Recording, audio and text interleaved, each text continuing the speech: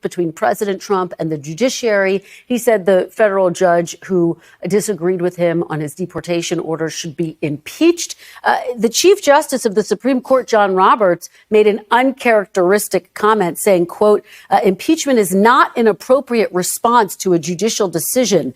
Do you believe this judge should be impeached, Senator? Well, first of all, let me say, I hope every high school civics teacher and every high school student is paying attention, because we're having a lesson in civics. It's not crisis, it's civics. And our founders created a system where there was these tugs and pulls between the three branches. And it's messy sometimes, but that's the beauty of the Constitution. And, you know, you can talk impeachment and you can throw it out there. That's what you can do. But the reality of it is it takes 2/3 of the Senate to impeach.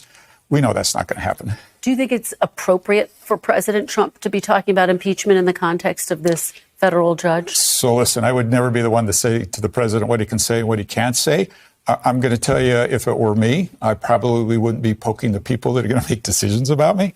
But that's me, and the president's going to do what the president does. And just to button this up, I mean, you heard Leader Schumer say he thinks this is a constitutional crisis. Yeah. It sounds like you wouldn't go that far. Well, listen, it's easy to throw out. And by the way, when everything's a crisis, nothing is a crisis.